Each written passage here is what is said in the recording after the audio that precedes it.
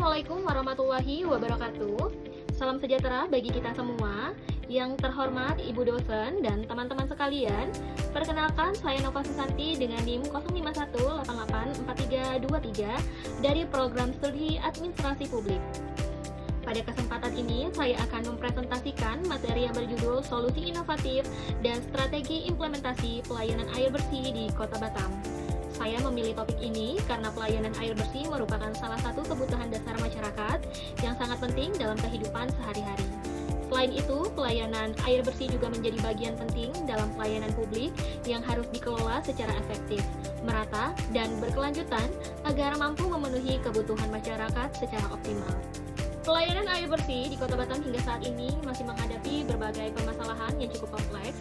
Banyak masyarakat mengeluhkan air yang sering tidak mengalir, tekanan air yang rendah, serta kualitas yang terkadang keruh dan kurang layak digunakan. Permasalahan tersebut disebabkan oleh beberapa faktor seperti kerusakan jaringan pipa distribusi, gangguan listrik, dan kapasitas pelayanan yang belum optimal dalam memenuhi kebutuhan masyarakat. Selain itu, pertumbuhan penduduk dan perkembangan industri di Kota Batam yang semakin pesat menyebabkan kebutuhan air bersih terus meningkat setiap tahunnya. Kondisi ini tentu berdampak pada aktivitas masyarakat sehingga menyebabkan kualitas pelayanan publik menjadi kurang maksimal. Dalam pembahasan ini, dasar teori yang digunakan adalah teori kualitas pelayanan atau SAFQUAL yang dikemukakan oleh Parasuraman, Zetmal, dan Berry.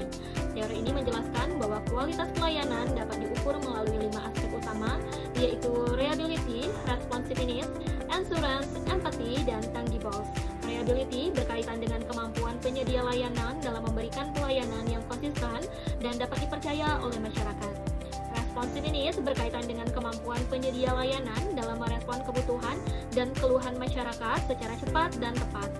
Selain teori SAFQUAL, digunakan juga teori New Public Service yang menekankan bahwa pelayanan publik harus berorientasi pada kepentingan masyarakat serta mampu memberikan pelayanan yang responsif dan berkualitas.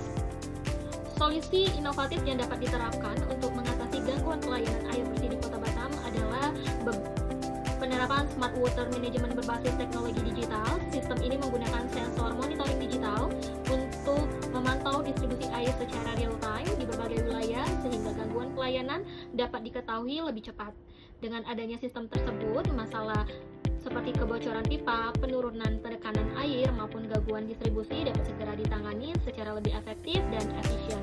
Selain itu, pengembangan layanan pengaduan berbasis digital juga dapat memudahkan masyarakat dalam menyampaikan keluhan terkait pelayanan air bersih tanpa harus datang langsung ke kantor pelayanan.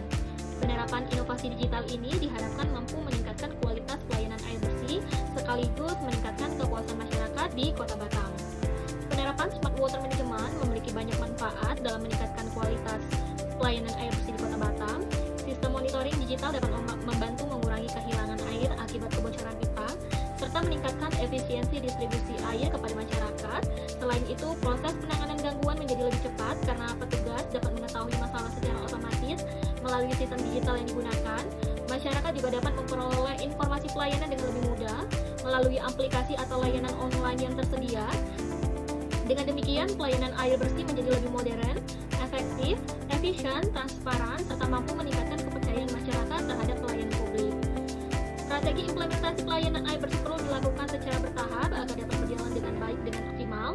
Langkah pertama yang dilakukan adalah perbaikan infrastruktur dasar seperti jaringan pipa dan sistem distribusi air untuk meningkatkan kualitas pelayanan kepada masyarakat.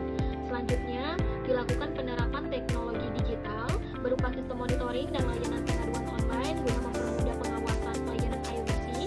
Selain itu, peningkatan kualitas sumber daya manusia juga dapat penting melalui pelatihan dalam pengoperasian teknologi baru agar pelayanan dapat berjalan secara optimal.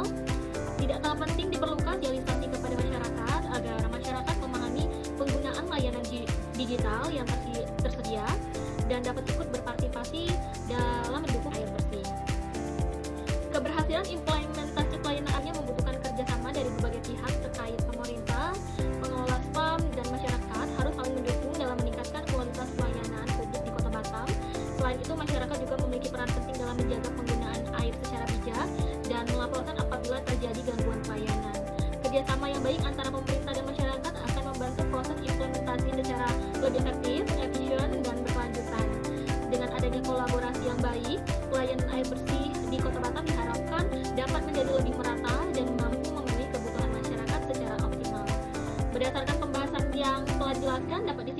menyatakan bahwa pelayanan air bersih di Kota Batam masih menghadapi berbagai permasalahan yang mempengaruhi kualitas pelayanan publik.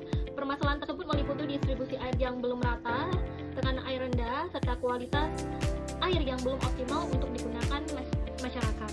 Untuk mengatasi masalah tersebut diperlukan solusi inovatif seperti penerapan smart water management, digitalisasi pelayanan berbasis teknologi, penerapan teknologi digital dan dapat meningkatkan efektivitas pelayanan, mempercepat penanganan gangguan, serta meningkatkan kepuasan masyarakat terhadap pelayanan publik dengan inovasi yang tepat serta dukungan dari semua pihak. Pelayanan air bersih di Kota Batam diharapkan dapat menjadi lebih baik, modern, dan berkelanjutan di masa yang akan datang. Demikian presentasi yang dapat saya sampaikan pada kesempatan kali ini. Saya berharap materi mengenai solusi inovatif dan strategi implementasi pelayanan air bersih di Kota Batam ini dapat memberikan pemahaman mengenai pentingnya inovasi dalam pelayanan publik. Selain itu, saya juga berharap solusi yang telah dijelaskan dapat menjadi alternatif dalam